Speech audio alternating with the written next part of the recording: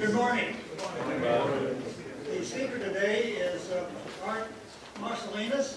Art is from the Connecticut Department of Utility Regulatory Authority. This is a part of DEEP, which is Connecticut's Department of Energy and Environmental Protection. There's a little bit of background here of the common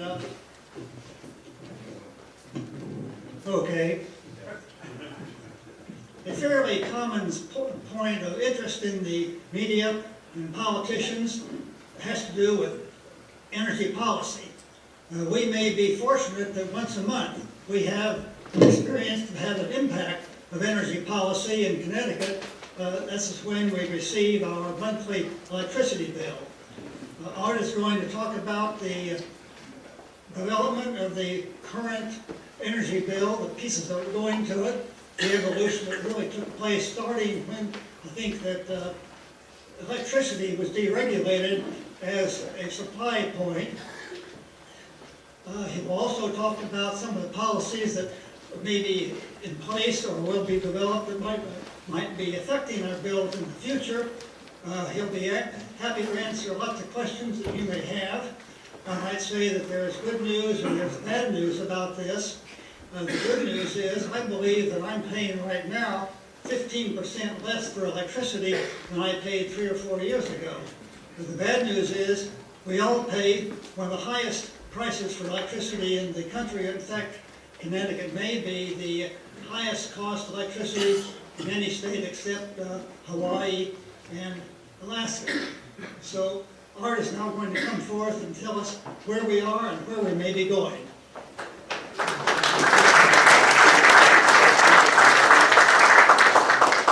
Good morning. First, I'd like to just acknowledge that I've brought a couple of colleagues with me from, and I'm not big on titles, but I'll spit the titles out. We are now the Public Utilities Regulatory Authority. We were formerly the Department of Public Utility Control, DPUC. Now we've been merged into an agency with the DEP. The acronym is DEEP, Department of Energy and Environmental Protection. Former Commissioner Dan Esty, I think, really likes business cards with large titles. So with me today in the back of the room are Sally McCartan and Saranda Balika. We brought a handout with us that will be available at the end of the presentation that will explain some of the information that we're going to get to when I get to the punchline of this slide presentation. It's about 18 slides. I'm going to rip through them. I want to answer your questions. I'm not here to just pontificate, but this will give you a sense of where deregulation, the supply portion of your bill has gone from 2000 to the present. And if you have any questions about anything that's policy related that I can respond to, solar energy, renewable energy, other impacts on your electric bill, I can do my best to field those, okay? So what happened was we started in 1998 under John Rowland, the Connecticut legislature authorized deregulation, and a big component of that was Eversource, or COMP, had to sell their generation assets, including power contracts in preparation for retail choice. Pura, the DPUC, we began to license electric suppliers who are going to be able to sell you energy, and Eversource are required to purchase electricity for the customers that don't decide to choose a supplier. Eversource and UI enter into multi-year, basically they entered into 3-year contracts, 2000 to 2003, and then 03 to 06, and we'll talk about that in a minute, to provide what was called default generation. So if no one chose an electric supplier, CLMP and UI stood ready to serve customers. Okay? So year 2000, January 1st hits, and the electric bills are divided into 2 basic components. First of all, they're unbundled into several components, but 2 general categories. The delivery of electricity, transmission towers, local poles and wires that move the power, and generation power plants that produce them. Generation is the piece of the bill that's subject to competition. Conservation and renewable energy charges were implemented too as separate line items on the bill to pay for programs to conserve energy and to stimulate interest in renewable energy at the time. Another line item that appeared on the bill was called the Competitive Transition Assessment, or CTA. What that was basically paying off the mortgage on power plants. A lot of these power plants had mortgages that were greater than, it's kind of like a house underwater. but, you know, you're required to make that payment. Ratepayers are on the hook for the overmarket cost of power plants. So we paid off these CPA charges over 10 years on our bill. They're gone now. So 2000 to 2006, in the early years of deregulation, as I said, we entered into these multi-year fixed rate contracts, relatively low rates. The first contracts were for about 4 cents for the generation piece of your bill. This procurement strategy provided stability, but it limited the ability of people to compete against a 4-cent rate. As a result, during this time, only the largest, most sophisticated customers, the Pratt & Whitneys, the large manufacturers, were able to find suppliers and negotiate prices to beat what was the otherwise default service. These customers entered into individual contracts. They weren't just billed through your utility bill like you see now. Retail choice among mass market customers, residential and small business customers, was very slow developed and basically was non-existent until 2006. The low cost of generation services, as I mentioned, was one of the reasons retail choice was slow to develop. But in addition, choosing a supplier was a foreign concept to people. CLMP and UI were my electric company. We responded to a common misperception was CLMP is going to be mad at me if I switch suppliers, or they're not going to come and repair my down power wire because I chose an alternate supplier. They're just not going to treat me as a customer anymore, and couldn't have been further from the truth. That's not how this whole system works. Power just flows on the lines, and the way I describe it to people, choosing a supplier is nothing more than an accounting adjustment on your electric bill. That's all it is. You're paying a different number. It's the same electron. 2005 to 2006, we had enjoyed stable prices since 2000, or it was about a 6-year period. The most recent contracts, as I mentioned, CLMP UI, they entered into them in 2003 and 2004. They were ending 2006, 2007, so the EDCs, CLMP and UI are now called Electric Distribution Companies, so the acronym EDCs, they go out to the market to procure energy in late 2005 and early 2006. Coincidentally, in August of 2005, Hurricane Katrina hit, interrupted gas supplies to provide natural gas to our power plants in New England, which that's all changed now. But going back to 2005, that interruption in gas supply had a tremendous impact on wholesale electric prices. So now the result of that is this is to be careful of what you wish for. So markets prices significantly increased in late 2005 when CLMP and UI were going for the market. As a result, Eversource and UI ratepayers experienced unprecedented rate increases in 2006 and 2007. And I was around at this time. As an example, Eversource went from December 31st, 2005 to from 6 to 12 cents overnight. The 6 cent increase was about $700 million system-wide. They were ready to lynch the commissioners. People couldn't understand what happened, and it was simply a matter of, it's like if you had a fuel contract. You enter into a long-term contract for oil at $2, and you're sitting around enjoying low-price oil, and 3 years later you come out of that market contract, and oil's gone up to 7, what happens? People really have to think about electricity as a commodity, and they were still not really in that mindset. UI customers had the same problem in 2007. Response to rate increases. So what happens? The ratepayers are unhappy with rate shock. Rate volatility was driven, as I said, by the standard service procurement strategy.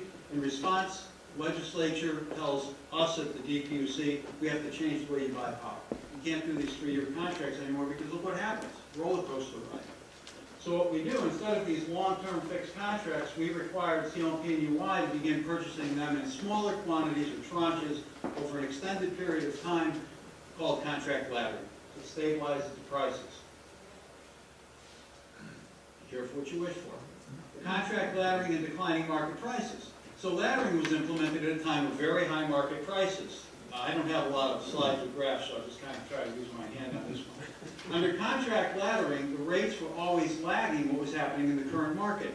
So what happened was, so Katrina hits, prices go up, and people thought it was just going to continue like this. Well, it kind of topped out around 12 or 12.5 cents. Now the market starts doing this. So we're laddering these contracts as an example. So CLMP buys a contract 12, 11.9, 11.9, 11.9 over a period of time. When we get to serving this price, they average these costs, and let's say the average was about 11.7, well, the market's at 11. Suddenly, the suppliers who are buying in the current market can compete against 11.7 and offer a break on prices. So what happens is, the standard service rate for the procurement becomes effective January '07. Suppliers are able to offer rates below the standard service price because the prices in '07 are lower than the average price. The situation lasted a few years, allowing suppliers to constantly beat the standard service price. Now, there were people in my organization and elsewhere who said, that's not real competition. I don't proclaim whether this is real competition or not, but this is the system that we're in. If you can save money by picking a supplier, it's an accounting adjustment on your electric bill. If you're willing to pay attention and understand the rules, you can do better. So this is how it worked, and this is really what kicked off supplier choice. So now residential and small businesses started to switch to suppliers, and we begin to license more suppliers because they're noticing that there's opportunity here. Purchase of receivables, anybody in the audience from the council will understand this a little bit too. What happened is, at the same time, kind of a perfect storm, many things happened. Prior to this '06 event, CL&P would not pay a supplier if the customer they were serving wasn't paying CL&P. So the suppliers were credit screening customers. The legislature, and this is a state policy, please understand, this is a policy from the legislature. They want this to work. So in '06, they told the DPUC to implement a requirement that if a supplier is serving a customer and they're billed through CL&P, they get paid. Whether that customer is delinquent, doesn't pay it, they get paid because CL&P gets paid. CL&P gets paid for all the energy it purchases, put the suppliers in the same mode. Under purchase of receivables, like I said, it's a guaranteed payment. It turned into a perfect system for suppliers. What customer would any of you in business not take if you were guaranteed the payment, even if they didn't pay the bill? You would take everybody. I'd take more than everybody. I'd take everybody in their system. So under POR, they were screening customers who were unwilling to serve. Now they begin to serve everybody.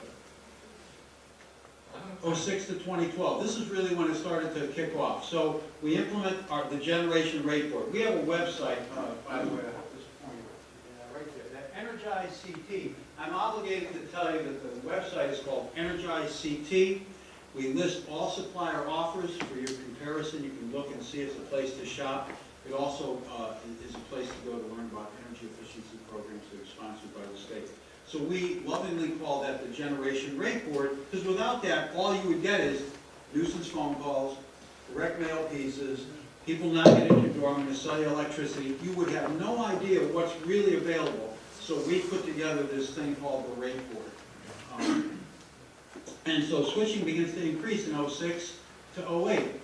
Customer switching dramatically increased between 2009 and 2012. More suppliers were added. Customer switching peaked in 2012. We had 48% of customers reflecting 70% of the total load. The reason there's a disparate percentage is simply that the largest customers were all doing this. So one customer could represent 4% of total load, so you can see how that works. So it's really the residential class that's always been the low, the lesser of the participants, but large business customers are generally all doing this. During this time, mass market suppliers generally, now again, this is going back to the 2009-2012, what we had on the rate board were suppliers that would send in a monthly rate change. They were willing to beat the standard service offer. It was a mill, 2, 3, sometimes a half a cent lower than the standard service offer. Things were good. It was all working. We had some slamming issues that we dealt with, but we didn't have the egregious price gouging that you've seen recently in the media. Okay? So, 2012. I have to mention the merger of the DEP and the DPUC. We were merged to form environmental the agency called DEP. Staffing cuts at the DPUC, I was one of them, took senior DPUC staff with tremendous years of experience and moved them to the newly created Energy Policy Unit. I've since returned back to the regulatory side of the shop because policy is not for me. And then another thing happened, the merger also included a plan to eliminate the DPUC Consumer Affairs Unit. Sally McCartan was caught up in that, was actually transferred out and is now returned back. And Saranda is a new hire because they're now putting our numbers back up because that unit serves a vital purpose. They respond to inquiries. Our Department of Consumer Protection addresses myriad issues, but electric issues are really, you have to know how to deal with hardship customers, electric suppliers. It's a skill set all to its own. So, and we also at that time established a procurement manager was hired to oversee changes, and now we're going to change the procurement process again. So, standard service procurement. Standard service continues to be purchased in tranches, but now much closer to when the market's going to serve the customers. So instead of a 12-month or an 18-month tranche average, 6 months, you start in January, you end around May, and that price hits in July. So you're closer to what the market is going to be. And so that now is harder for the suppliers to compete, because they're not competing against the lagging price always falling. Now they've got to compete against current prices. The strategy reduced the lag, and customer switching slowed. Now comes the perfect storm of what everyone calls the polar vortex, which is really nothing more than extreme and extended cold temperatures during that winter period. Many suppliers had customers on variable contracts, and they were kind of floating with the market, but the significant increase in price was passed on to customers through these variable contracts. Consumers are caught off guard, experience extremely high bills. Some of them return to standard service. Some look around, they're not really sure what to do, they're confused. Part of our merger with DEEP eliminated this kind of outreach to explain what we do about supplier choice, so people were really caught off guard. Middle of winter, electric heat customers, they were getting slammed. We conduct public hearings in our docket process during the winter, and again, the legislature is going to react because people are screaming, okay? One of the things that happened really here, suppliers, this is the point at which they learned how to put a rate up. People don't pay attention, they keep paying the bill. We can leave the rate where it is. It began the process of some less than desirable practices for pricing. Put it that way. And got the legislature's attention. So new requirements. Suppliers are now, and so I'm fast forwarding now to what's gone on over the last year in that brochure that we have. I'll explain some of this. Suppliers are now required to notify customers about a change in price at the end of a fixed contract. Funny, that wasn't in place before we had this pricing problem. Suppliers cannot increase the generation rate for the first 3 cycles. They used to give you a teaser rate, then move you up. Suppliers, people aren't paying attention to their electric bill. A lot of this is consumer awareness, which you're going to see we've really turned the corner on this. Suppliers must notify residential customers if the price increases by 25% or more. So what do we see? 24.9.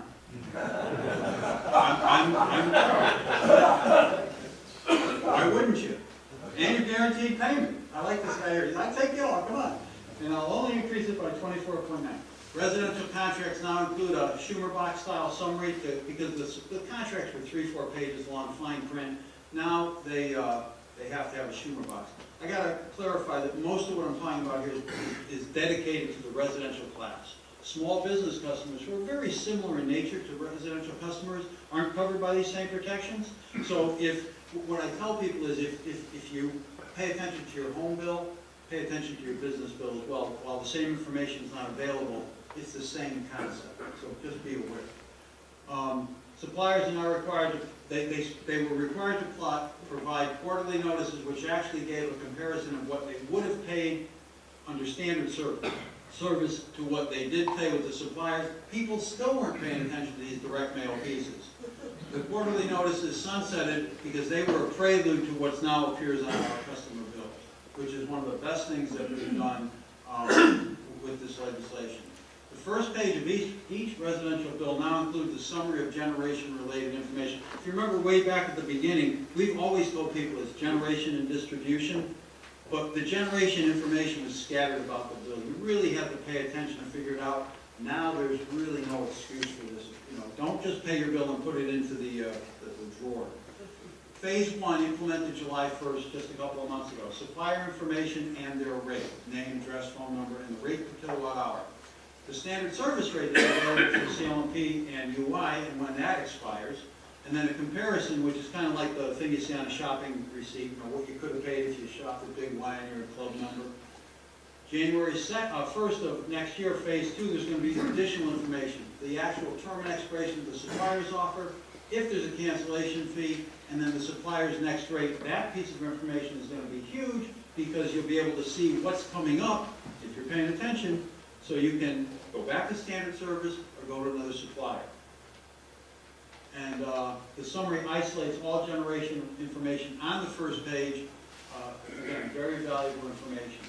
So nearing the end of this, so this is the first page of an Eversource bill, and that's where the information appears.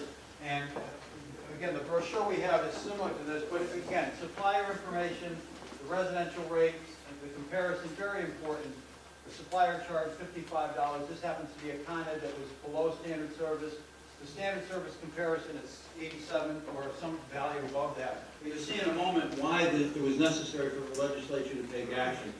If any of you are UI customers, the information appears in a different place on the bill.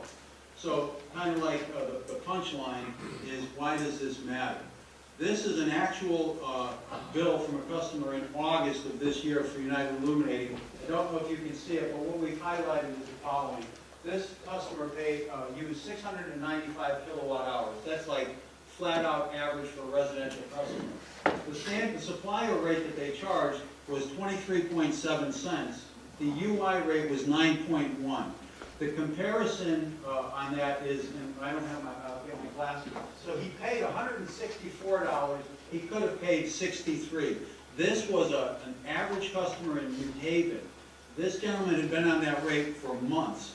We have a report, I brought a copy for myself. This particular supplier was charging 4,000 customers that price in August. It's terrible. Pay attention to the bill, is what the message we're sending. We're not faulting the customer, this is new information, but that's why we're out in the community doing this. That's what Sally and Saranda will do. Their message is more direct. They don't do the history as I'm doing here. This is more focused for you guys. But what we do is we talk about the actual information on the bill so the consumers are more aware of what's going on, step by step.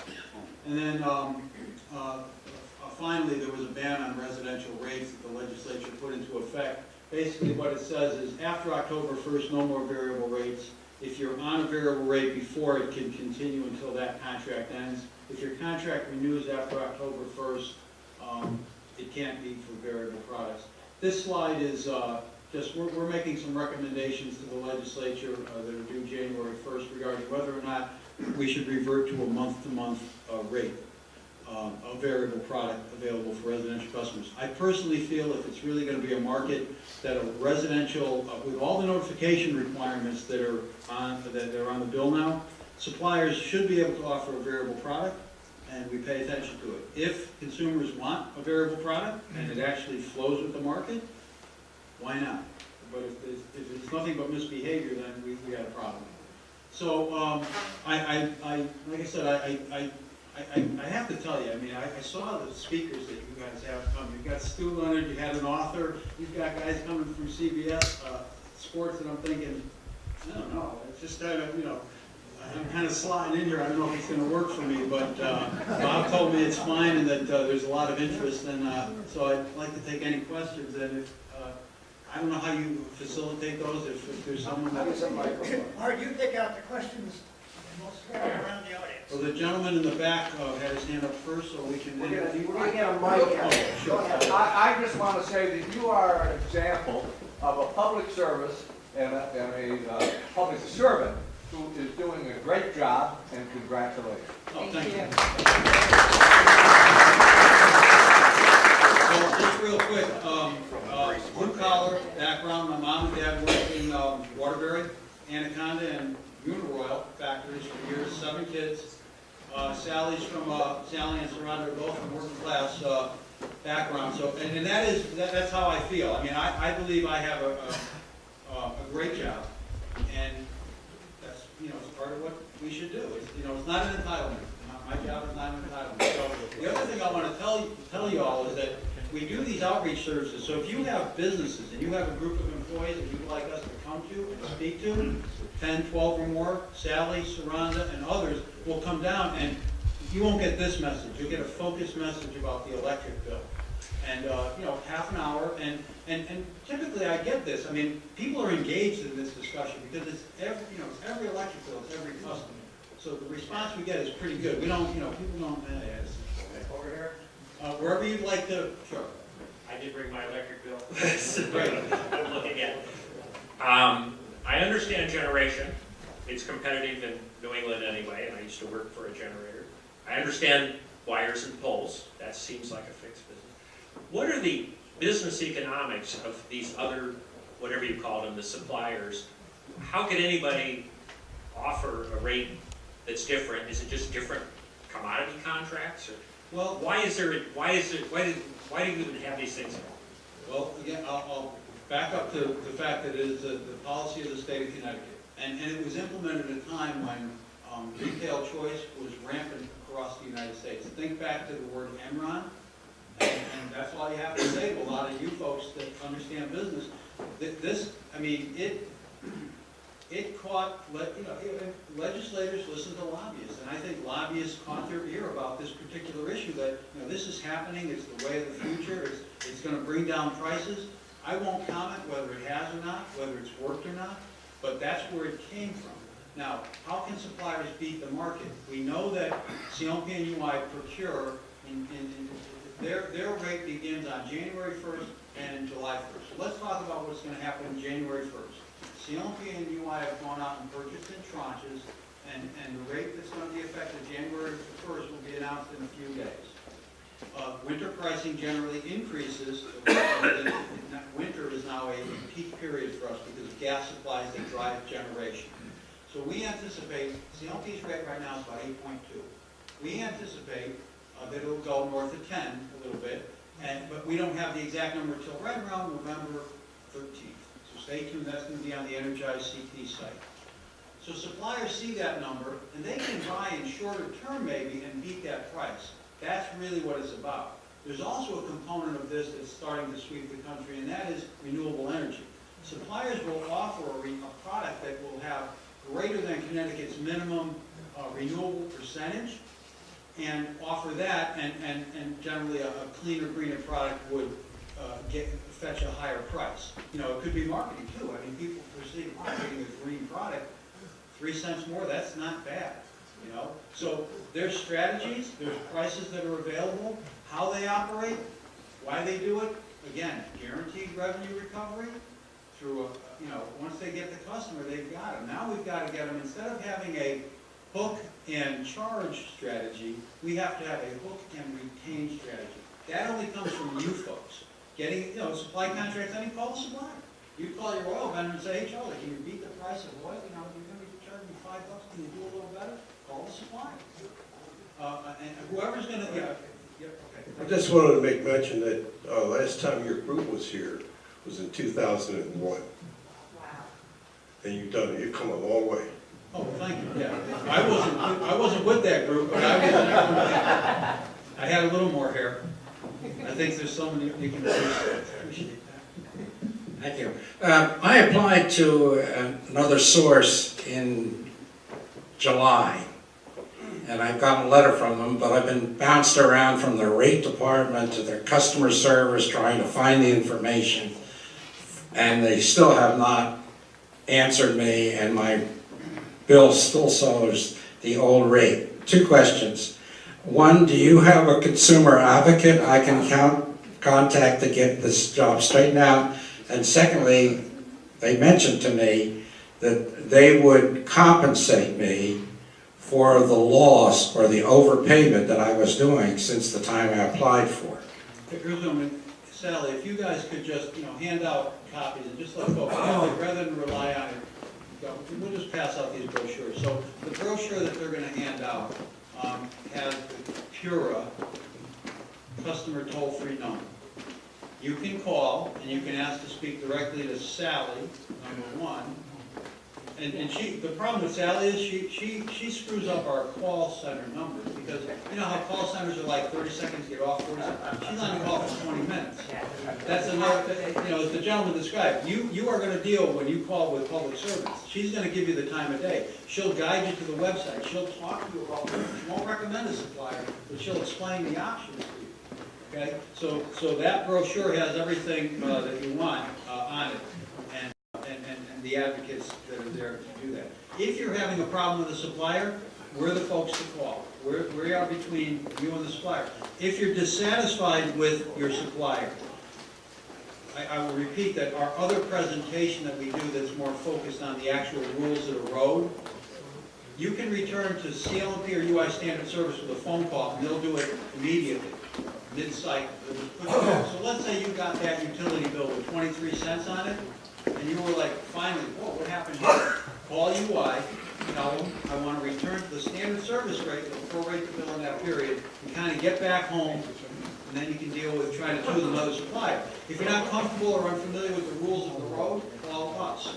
But this new billing information and that website, I can't reinforce enough, Energize CT, that's, we call it the official rate board, because there are a lot of knockoff sites, clones, there's people that are making a living with sites that are similar to ours. Wherever you're going with the mic is. John has the mic. Okay. We've heard heretofore today that Connecticut, either the highest electric rate or almost there.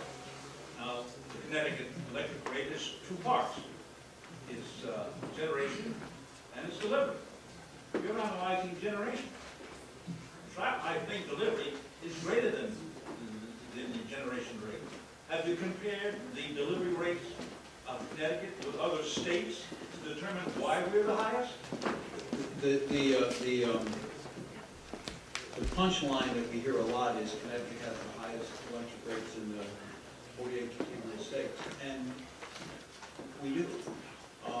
And that is a combined average of generation prices, their standard service from CLMP, and the delivery charges. I don't have the slide with me here, but I can explain some of the delivery charges to you. One of them in particular, which actually affects your part of the state. Back in year 2000 when this started, remember I mentioned we unbundled our electric bills? One line item that they broke out was transmission. The reason they unbundled electric bills, the legislature felt it was important because we've heard this complaint over and over. Again, that was one of the reasons why we started the restructuring. Business customers felt our 10-cent per kilowatt hour average rate that we, back in 2000, they thought they were being improperly allocated costs. So I think business customers drove the restructuring effort as part of that. But transmission was broken out as a line item. Back in 2000, the CLMP transmission charge was, I believe, 0.6 cents, 0.6 of a cent. Right now, it's pushing 2. The reason is the transmission investment that's been made over time because transmission facilities were neglected. In 2005, I believe, downstate here, the southwest corner experienced tremendous problems with electric availability. The transmission system, my recollection was, it had been built in the 50s and hadn't been upgraded since. And if you recall, there was a lot of, I believe Darien has some of the underground facilities as a result of some, you guys didn't want the overhead lines. That investment has gone on throughout Connecticut, billions of dollars. The rate of return on that investment is regulated at FERC, and the rates are recovered here in Connecticut. So you get FERC approving rates with rate of returns for CLMP's transmission business at 12, 13%, pretty good return. And billions of dollars in investment that are now hitting our electric bills, that's one reason. And generally the answer is, Connecticut's a high-priced state. We've been at the end of the fuel supply line. We have no natural resources. We don't have oil. We don't have coal. We don't have hydroelectric facilities to speak of. So we import a lot of energy. I'm not making excuses, but that's kind of, CLP employees, the payroll, labor costs are high here in Connecticut. We have some other charges that are on the electric bill that other states incur as well, the conservation charge, renewable charge. That's all part of the bill. The conservation charge is now pushing, it's over half a cent. It was 0.3 of a cent. It's 0.6 of a cent now since 2012. The renewable energy charge is 0.1 of a cent. That's to support fuel cell investment and solar panel installation and other things that we do with renewable energy. It generally breaks out that the bill is 50-50, kind of by an average, depending on where the price for standard service falls. But we agree, we have high rates, and this is at least one way to target some of that. This is an opportunity to try to lower the cost, at least have a backstop service in CLMP or UI, and something you compare it to with suppliers that are offering these rates. If we hold the suppliers to a retention strategy, and they actually have to beat that price, we'll save some money. So Neil has the mic now. How does it compare with others? And so Neil asked the question, John? Just real quick here, how does it compare? Massachusetts is a close second, we're not much farther away. So when we keep floating to the top of the pile, I wish I had the information here, that if you look around, it's kind of like I live in Waterbury and I complain about taxes, but you know what, taxes are high generally in Connecticut. I'm sorry. And so I can complain that my mill rate's high in Waterbury, but if I look around, as you're saying, how does it compare to other surrounding towns? I get pretty good services in Waterbury. I get my trash, my water, my sewer, you know, I have a lot of services. We do compare favorably on high rates to surrounding states. We're not that far off. So if you look at New York, Massachusetts, Connecticut, we're going to be in the ballpark, but we kind of float to the top. Go ahead. Yes, sir. Yeah, I'm a pretty avid user of this, treating my supplier every so often. And I just want to make you aware of a couple of difficulties I run into in implementing this. For example, I just had a contract that expired on October 9th. Now, so I have 3 questions relating to that. If I did nothing, would my supplier remain the same, or would it default to the standard service? Okay, on October 9th, that's just after the ban on variable rates, suppliers were told that they have to renew customers at a fixed contract. We've defined fixed as a rate that's valid for 4 months. Okay. So they need to contact you. They can't move you to a variable product, okay, one that floats. So it defaults to the existing supplier's 4-month rate? They have to notify you, okay? So there's notification requirements on them, or you can choose to go back to standard service. If the supplier had baked into their contract the option to return to the standard service, that could happen too. Okay. But the moving you to a variable product, which is what caught everyone's attention based on the winter problem in 2013, that doesn't happen anymore. Okay, now here's the real problem. So October 9th was my expiry date. When I start seeking a new supplier for the period after October 9th, I have to start in September 1 or so, because they say the switchover time takes 3 or 4 weeks. And if they miss the billing cycle, which is October 9th, it remains with the existing supplier. So is there any way to shorten that period? Why does it take so long? That means I have, if my contract is expiring October 9th, I have to start implementing the change 6 weeks earlier. Okay, we have tried, kind of gonna blow our own horn here for the Pura. A year ago is when I returned from the policy side to the regulatory side, and we've done a lot of work to work with suppliers to stop all of what's going on here and to provide better information to customers. The enrollment piece of it is one of the discussions we have. We have a monthly working group meeting with these folks. And one of the things that I keep pushing with the suppliers is to stop telling customers that it takes 1 to 2 billing cycles and that it's contingent upon CLMP or UI taking some action. It does not. And I'll just reinforce that if you go to that Energize CT site, when we do our other type of show, we bring a website with us, and we actually do it live so you can see the information. Take a few minutes to go to Energize and look through some of the information. Give our toll-free number a call. Sally or Saran will help you find that information. On the specific question, it takes 1 billing cycle. The process has been in place for a long time. The supplier gets an enrollment, and it's contingent on your billing cycle date, so that's important. It could feel like it's taking longer, but it really takes 1 cycle, depending on where you hit it in the cycle. So let's just use an example of, you said October 9th, let's say that's your meter read date. We tell people 10 business days before that, make a decision. The reason is, the legislature built in a 3-day rescission period into supplier contracts, because you might change your mind. Then it hits CLMP's system, it takes them a couple of days to process, then your meter reading cycle. So I could tell you it really takes 5 days in a perfect world. So we've advocated that everyone understand that it's 10 business days. CLMP and UI systems don't function on the weekends or holidays.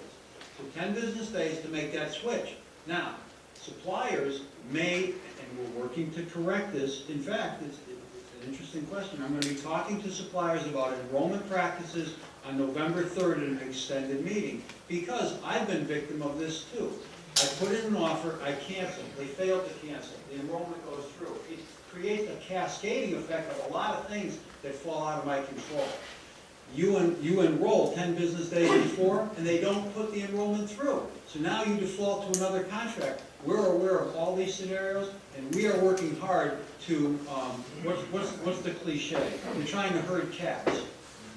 Okay? We know, CLMP and UI know how to behave. We have a 100-year history with CLMP and UI. If Sally or Saranda calls and says, I have a hardship customer, and you send them a shut-off notice, shame on you, the world stops. If I call a supplier, I might get the regulatory compliance person who just changed jobs last week. Maybe they understand how to submit prices for us to put them up on the board. Maybe they're listening to us at our working group meetings. We don't have the same control that we do with CLMP, nor do we have the relationship, but we are attempting to build those relationships through this working group process. We want this to work for customers. Whoever's next. I commend what you and your organization are trying to do. Unfortunately, it hasn't worked for me. I have electric heating, so my bills are like $500 a month. And after having Eversource charge me 12 cents and then cut it to 8 cents, the 50% reduction, I said, wow, I wonder what's going on here. So I went and I Googled suppliers for my area. And how many do you think I got?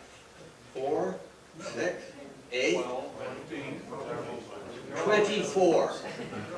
24 suppliers. And who are, I mean, it can't be 24 generators of people. So I looked into it further, and there are brokers, aggregators. It's the end-run kind of trading that's going on there, isn't it? Be careful what you wish for. The legislature, I believe, what's your first name, sir? Woody. Woody, I believe the legislature envisioned what you just described, that the generator is going to be competing and bidding to beat Bob and Jack. You know, it's not working, that's not how it worked out. So now what you have is middlemen who, you know, laptop in Tahiti and traders. I mean, you folks probably know better how all the hedging works than I do. A lot of you guys are probably in finance, but that's what this has become. Despite that backdrop, if you can beat the standard service price, it's an accounting adjustment on your electric. But I don't think we can do it the way it's set up because so many of us have been scammed with the teaser rates. And so we try to stay with the same person, and they jerk you around the way Eversource did. But what do you think the range of rates is? And do you think you're getting the lowest rate? No. What's the lowest rate? About 7, No, the lowest rate is 5.8. as of when, or is that the What very? do you think the highest rate is? 13. 13.1. Oh, that's on the, It's all on on the the rate website. board. It's all on the website. You undersold the website. You can go onto there and literally change by pressing a button and putting in the information, and you Yeah, can but see you everything can't- that, you can see everything that's fixed, you can see everything that used to be variable was on there before, and it was all listed from lowest to highest. And it also shows whether there are charges associated with signing up, charges associated with getting out. It's the easiest thing in the world to go in, press a button, and put in your information and switch. Right. It does take a billing cycle and a half. Right now, Yeah, I can confirm what John said. I just did the same thing myself this week. let me just follow up on that generally. I'm going to harken back to 2012.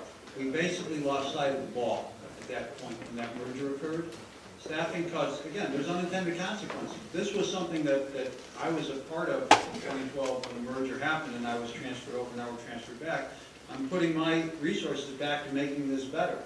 The website is about to change. Today we've moved it's not a new website, but it's an improved website. And we're going to have, our rate board will have better filtering, so if you don't want to see, if you want to see offers with no cancellation fees, you'll filter. If you want to see no termination, if you want to see renewable percentage. I agree, what we have isn't perfect yet, it's pretty good. In fact, we think it's pretty close to the gold standard among rate boards across the country, and we're going to make it better. Because, as I said, I want this to work.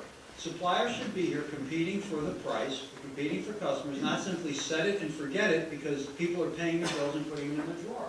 So, and people gotta think of electricity a little more like you think about an oil contract or something else that you buy in the market. And that's why I am a proponent for doing more of this on an ongoing basis. We don't need to be here every 2 weeks. But that's why I said, if you have a group, a Lions Club, something smaller than this, a business that you have people that you'd like us to come talk to, a social organization where we have to say 10, 12 people, a dedicated message, we'll run through the whole thing. I wish I had put the website up, just to kind of run through some of the resources. If you've never been to the website, take a few minutes, 15 minutes, kind of poke around at the few resources that are there, take a minute to read. If you have a question, call Sally or Saranda, I can't reinforce that enough, or a few others in that shop will be happy to spend time with you on this.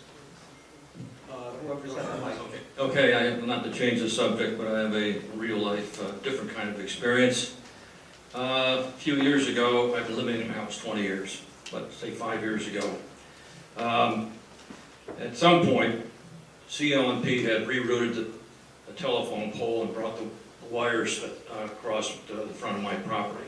Then they came in and butchered all 4 of these trees. So I went to small claims court, they sent a rep, and before this conservative lady judge, I said, you know, here are the pictures, here's what's happened over the years. Can they do something, maybe replace these trees? She just said, okay, I'll consider that, and I never got any evidence back. She turned me down. Question is, I spent thousands of dollars to have those trees taken away, thousands. They were all dead from their extreme cutting. What recourse, if any, do I have through you people or anyone else? Can I ask how long ago that was? 4 or 5 years ago now. Yeah, it may, We don't, unfortunately, we don't have jurisdiction over damages. That's something that you have to go through the company for. So it's not, I know in consumer services, we don't have any jurisdiction over anything that gets damaged. yeah, That I know of. the issue with tree trimming was one of those things that was a perfect storm as well, as you recall. This time of year, was it 4 years ago, maybe 5? And so what happens? Everybody reacts, you know, knee-jerk reaction, everything. So, yeah, we don't. So I think there was certainly there was a concerted effort to attack trees. Now, good or bad, you know, the claim was we CLP and UI had maybe not, the word's not neglected, but you know, hadn't been on that issue as much as possible. If you what the number on that brochure, if you call the toll-free number, give Sally your name, information, get it to me, okay? My name's not on there. I'll see if there's something. I don't. 5 years later, I mean, you get the sense of time's gone by. But I'll see what there's any recourse. We have some folks that we can speak to at CLP. I'll see what we can do. Okay. Hi, 2 questions. This separation of generation from distribution, is that nationwide? Second question is there a rating service for these generation suppliers, like Moody's, you know, 4-star, 3-star, 2-star? And you guys do it? Sweeping the nation started and then stopped. I believe now it's 13 states. Most of New England does it, New York does it. New Hampshire decided to put the brakes on it after they saw some of the earlier experiences. So, and one of the reasons it didn't make it to every state, think about a state out in the West who is primarily hydroelectric, cheap hydroelectric power. What's the point? You know, so no, it's not. Texas Texas has no backstop service. Texas, it is the Wild West, excuse the pun. You can go on the Texas website, Google a Texas zip code, and get in there and start looking around, and you can see what goes on there. So you're relying on all the market actors and no collusion that it's all working in what is a world that has no price to compare. So at least we've still retained the price to compare. So, and I'm sorry, your second question, I'm sorry, I forgot the rating service. Oh, the rating service. We talk about that a lot. You know, the challenge with that is, as a state agency, you got to really be careful with something like that. You know what I mean? First of all, we license them and we quasi-regulate them, and now we're going to start giving them a report card. I like my job. Okay? You know what? We've talked about it. We don't know how to create that kind of a blog atmosphere. I do speak directly to suppliers, and I tell them, put that on your site. Why not? If you're a good actor, you want people commenting on your site. You want people telling you how to improve your product. But if you're a bad actor, yeah, maybe there's no blog on the 23-cent per kilowatt hour ABC hook and screw company. I don't know. But I think I hooked the screw. Sorry. I have two questions. First, my understanding was that one of the basic premises of deregulation was the power would be wheeled from competing states, and that would lower basic prices. How much is that true? And what percentage of the power is being wheeled into Connecticut? And my second question, well, into that. Okay, so let's start with wheeling. Wheeling is a phrase that takes us back into the mid-90s when this was being looked at, prior to 98 when the Public Act implemented it. There was a lot of cultural changes too that happened. Wheeling was a concept where kind of CLP I would say not over my wires, you know what I mean? But that's opened up. The system is open now. I don't know. I don't follow the ISO trends. I don't know how much is wheeled in and out, but ISO, the ISO of New England, the independent system operator that oversees the fact that the power flowing here is constant, and they monitor a real-time physical system that works with bids and contracts. They have to make sure power plants operate to make sure those lights aren't fluttering and that the voltage is correct. So I don't know the answer to that question. But back to the comment about these are just brokers, that's what's going on. They're brokering a deal to meet load in Connecticut, and they behave between the generator with whom they've contracted and the customer load. I'm not that familiar with that. I'm not that familiar with the information you're seeking, so I can only answer the best I can provide. My other question was, you said that in 2012 the Department of Energy and Environmental Protection was created, and given that energy is usually seen as the one of the major polluters and most adverse to environmental protection, it seems to me putting energy and environmental protection in a single agency is like putting a chicken in the hen house. Have you experienced, I mean, you're making the policies simultaneously as to degradation of the environment as well as the energy that you're generating, whether it's cutting of trees or if it's the permit the amount of emissions. I have maybe a couple of cliches. I'll just rewind. I like my job. My mother used to say one thing to me: unspoken words are never regretted. Next question. Well, that's really. Listen,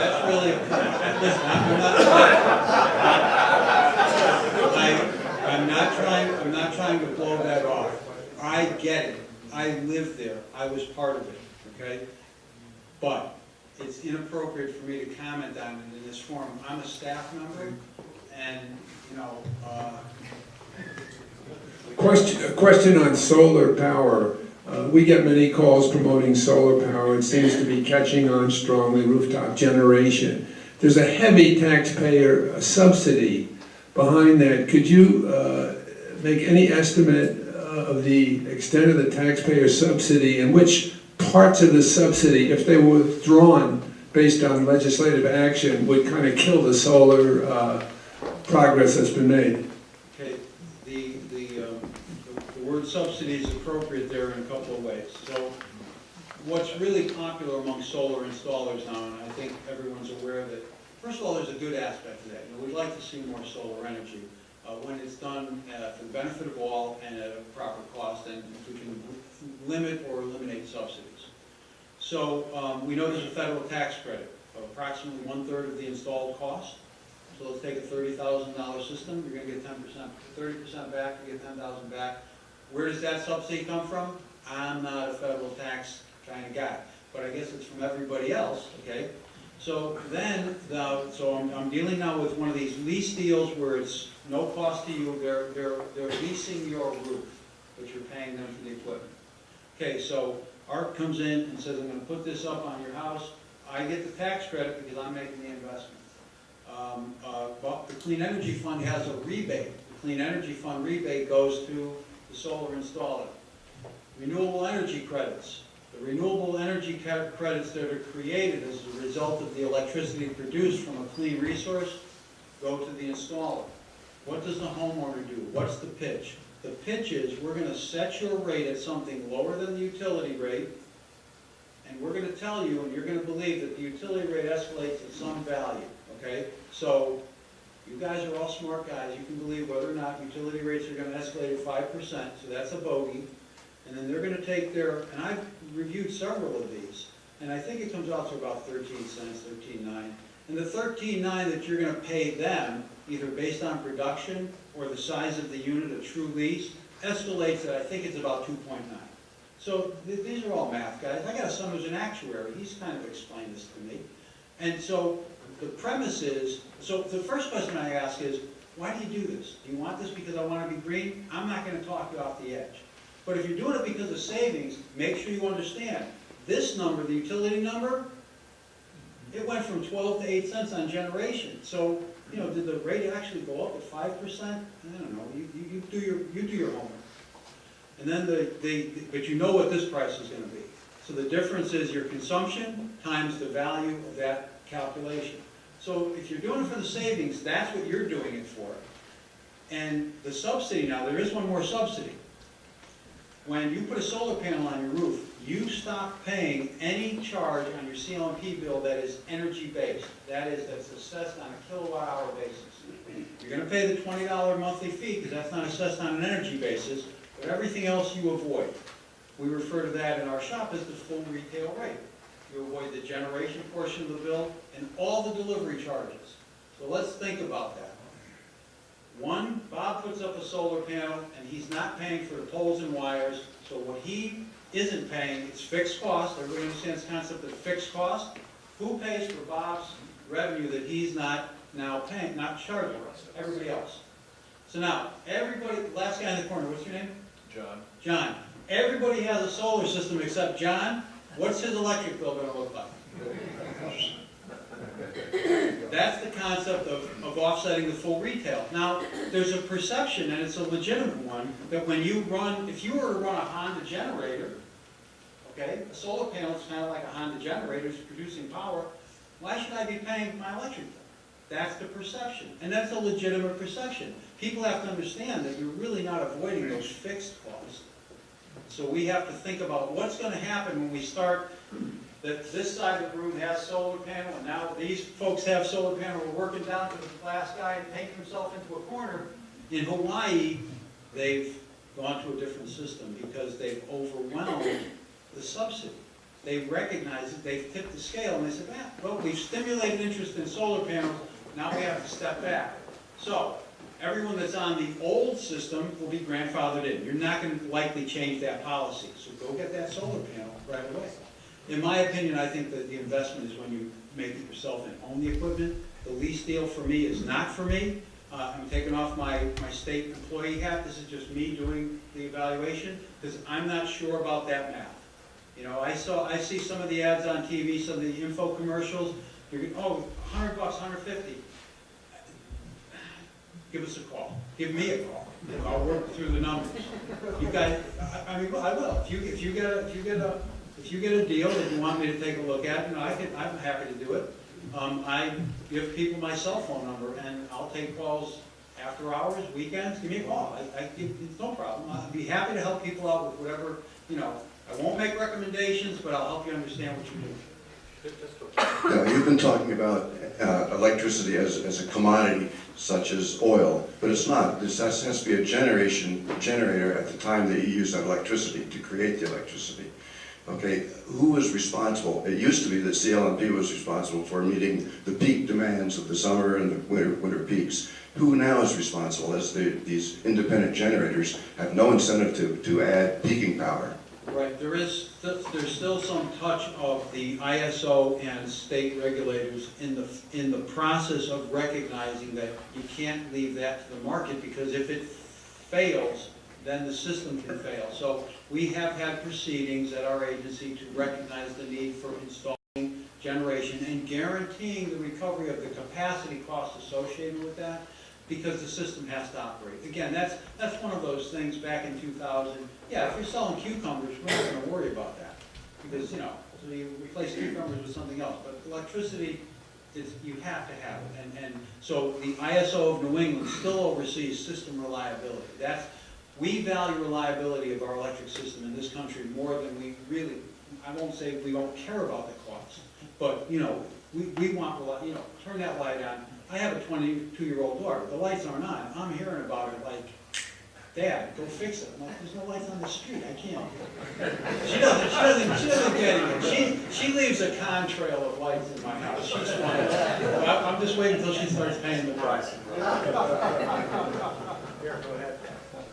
One of the things you get, at least I get from Eversource, and I'm sure UI does the same thing, is a periodic home energy report.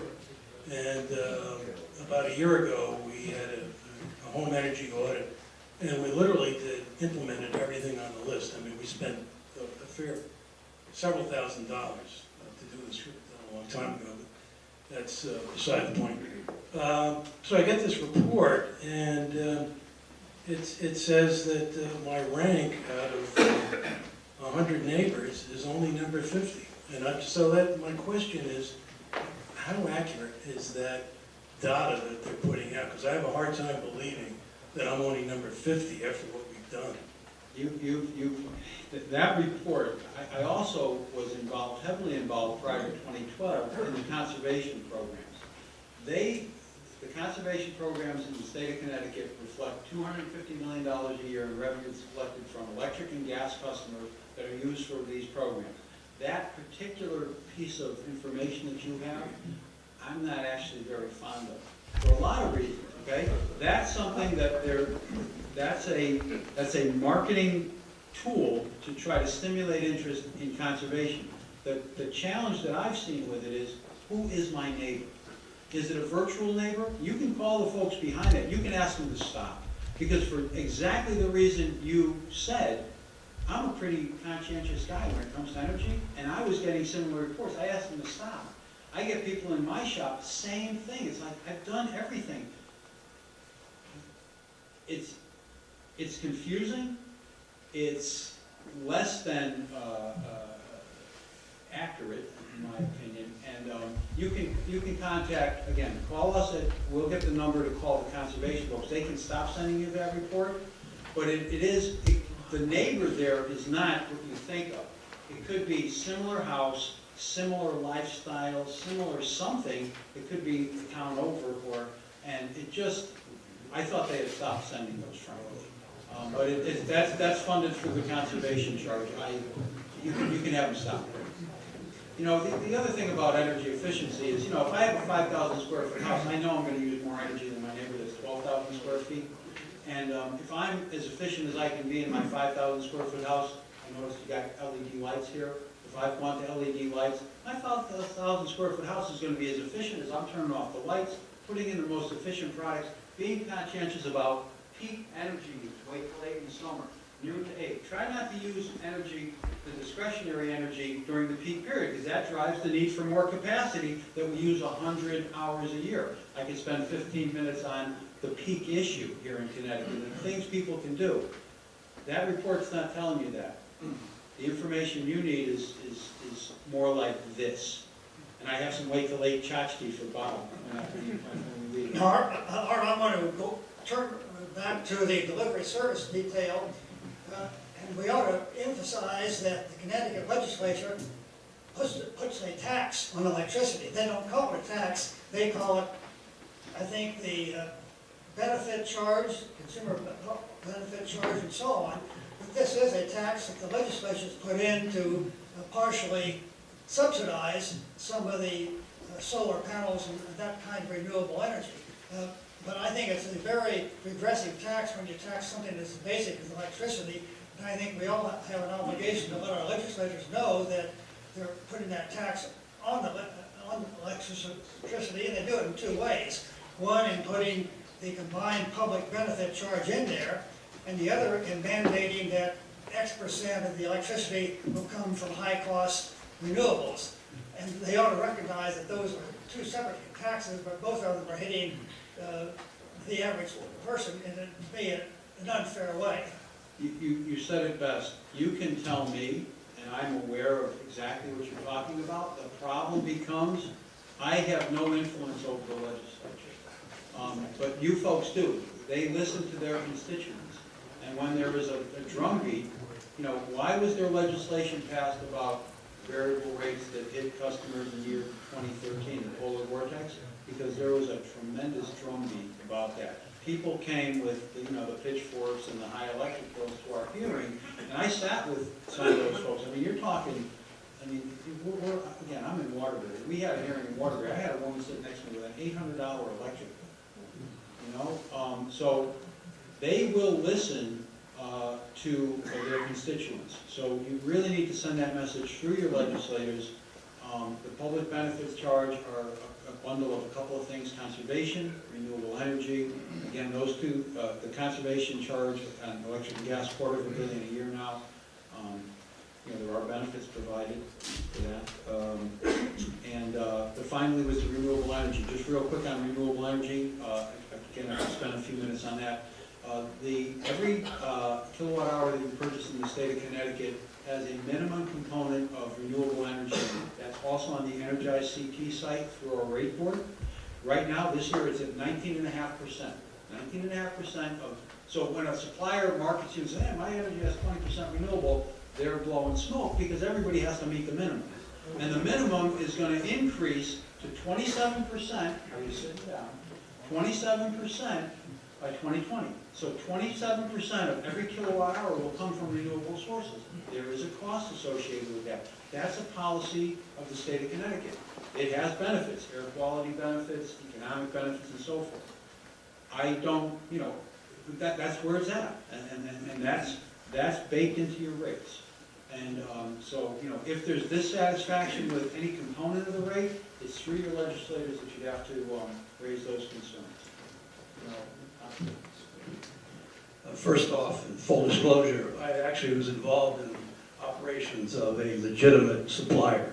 And I can tell you, it's very fascinating and complex and very legitimate. Now, my real question is for you. Can I ask what supplier? It was a supplier out in California. Oh, okay. And we were operating across the nation, looking at various markets and considering whether to enter the market. And we dealt with peak power problems, the ISOs, all those. I saw you nodding a lot, so I guess I had some of the right answers. Yeah, you were on track where I was going. But my question is, what happens if one of the suppliers fails? What happens to the customer? Okay, real quick. The early years of deregulation, be careful what you wish for, this actually happened. They set up a special default rate for those customers. So it was a small co-op in here in Connecticut, and they couldn't do it. They lost their customers. The standard service rate at the time was a nickel. The default punish rate was like 12 cents. That didn't last very long. So what happens now is they have to go back to standard service.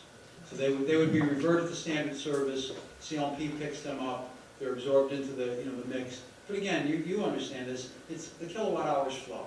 If you buy a green product, you're supporting green energy being produced somewhere. The only way you get 100% solar energy is if you have that rooftop unit. Then you know it's coming into your plug. But otherwise, you're paying for a renewable energy credit, which reflects the attributes of a generator somewhere in the system. It could be a generator that's in New England, local, might be more costly. Could be a national wind rec from Texas. They produce a renewable energy credit in Texas, and they advertise it as green here in Connecticut. You feel good, you're supporting it. And we're trying through that website. We are going to provide more information so we can better understand this. But look at what we just spent an hour talking about. One thing, the generation rate on your bill. There is so much to it. And I'm glad, I'm looking at you guys are engaged. And this is what we walk away with anytime I do one of these events. People want to know more. So we'll continue to try to improve the website. You have our toll-free number. We're at your disposal for questions, and we'd be happy to show up again at any place that you'd like us to. Art, this is very enlightening